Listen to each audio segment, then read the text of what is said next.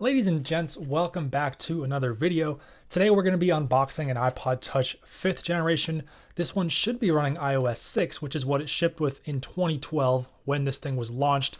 Hopefully it's never been updated because this is one of my favorite devices of all time. So let's get it opened up and see what kind of condition our iPod Touch 5th generation is in.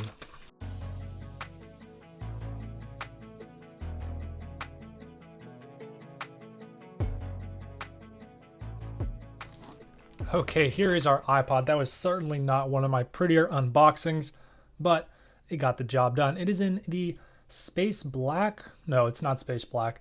I think it's called slate black, maybe? I don't know what Apple called this when it came out, but it is in the darker color. This is not space gray. In my opinion, this is the much better looking black color that Apple had before the iPhone 5S and the iPad mini 2nd gen came out. But it is in pretty nice condition. The display is a little bit dirty. We'll give that a clean. Let's see if it has any power, and it does. Check out that old style Apple logo. That is a beauty to see on a 5th gen iPod Touch like this. This is one of my favorite devices of all time. There's something so special and so timeless about one of these running iOS 6. So let's see what happens here once this thing boots up. All right, here we go. Definitely iOS 6. Slide to unlock there, and we've got a couple applications, Google Earth and a battery application. That's pretty cool to see. The time is wrong. It is definitely not 5 a.m. right now. Let's head into settings, general, and about. And whoa, it's a 64 gig iPod Touch. It's running 6.1.3. And check that out. We've got 181 songs. That's pretty cool. Before I go any further, I want to give this thing a little bit of a clean so we can see the true physical condition of the outside of this iPod Touch.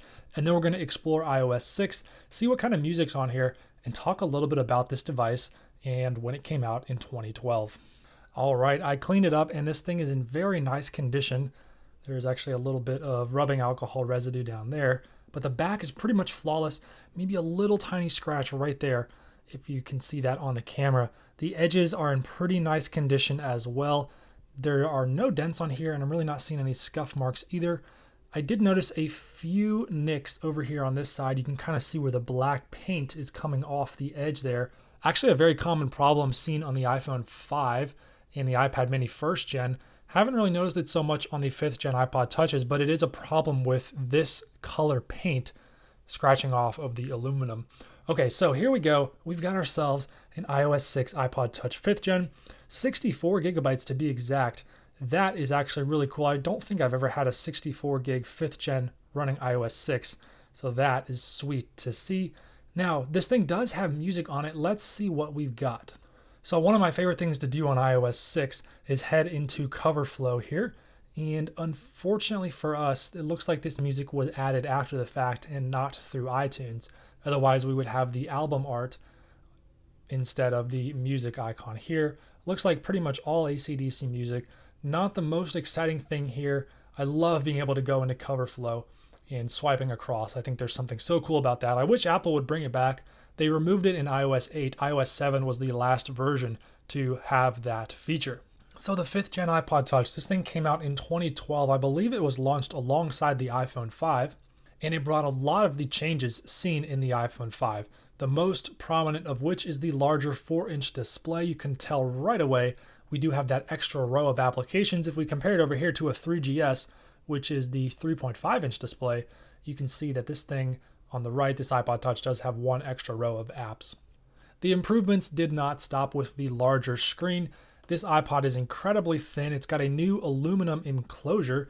That was a big upgrade over the stainless steel found on the previous generations. You can see how scratched up this model is there. This one fares a lot better and doesn't see all those scratches from day-to-day use, at least not as easy as the previous stainless steel iPods. On the rear here, we got a big upgrade to the camera. This is now a 5 megapixel lens with an LED flash. Massive improvement over the iPod Touch 4th gen with its 0.7 megapixel lens and no flash. Also on the rear of the device, we do have this little circular button down here. If you push it, it pops out, as you can see right there. This is for the Apple lanyard that looped around there. Then you push to close it, and you could kind of loop that around your wrist.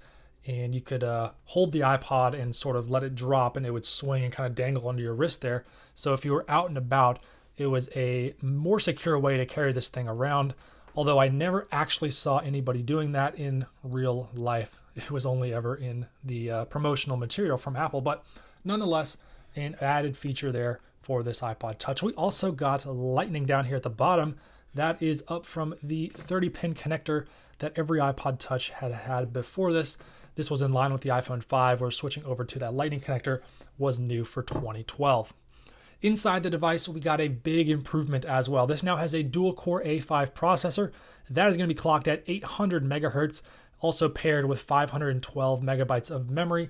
That memory is twice as much as seen in the 3rd and 4th gen iPod Touch, and also twice as much as the iPhone 3GS.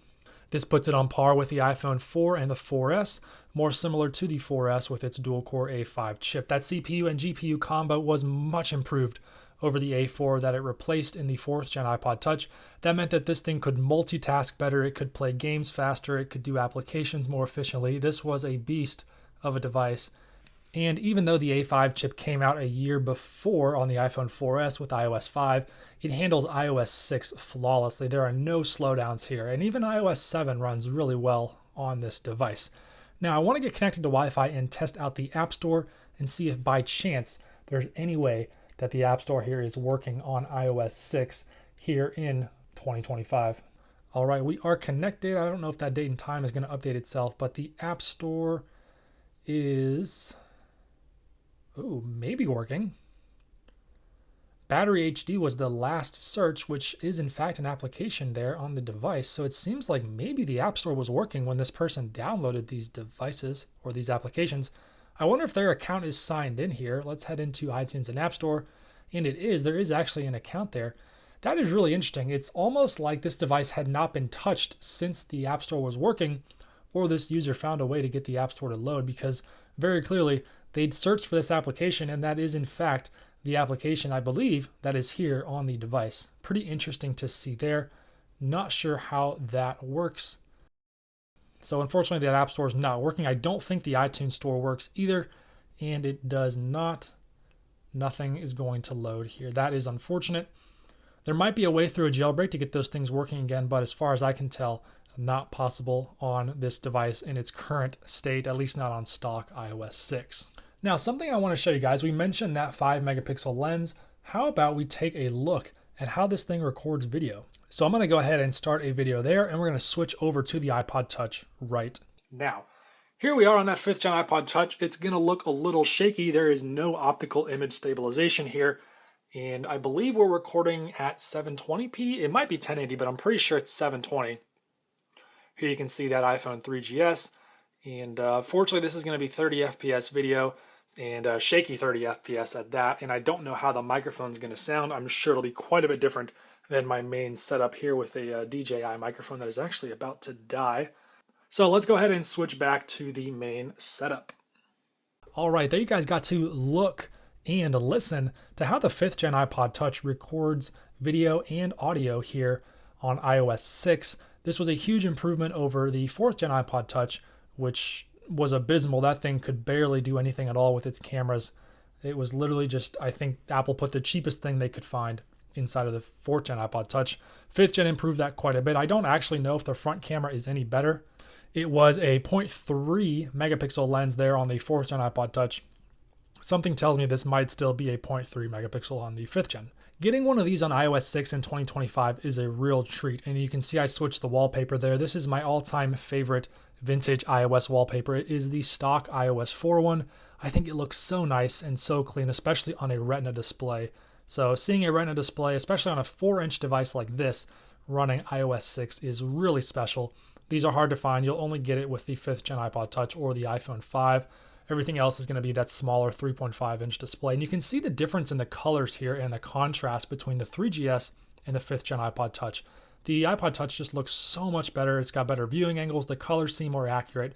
And just everything about this looks nicer. It is, of course, a Retina display. Not new to the iPod Touch. Apple did have that on the 4th gen here. Actually, we'll go ahead and throw these up side by side. And let's make the wallpaper the same so you guys can see the differences here between the 4th gen and the 5th gen iPod Touch. I can't quite put my finger on it, but there is something about the display on the 5th gen Touch that is significantly better than the 4th gen. It seems like the colors are more accurate, And the resolution is actually the same, apart from having a larger screen. The pixels per inch, I believe, is 336, I think is what the Retina display is on these devices. Both nice looking, but the 5th gen just looks a little bit better, and such a premium looking device, especially compared to this thing with all its scratches and scuff marks.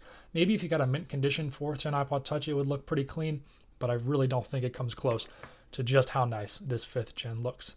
So I hope you guys have enjoyed this video here, taking a look at this 5th gen iPod Touch. Leave me a comment down below. How many of you guys had an iPod Touch 5th gen running iOS 6?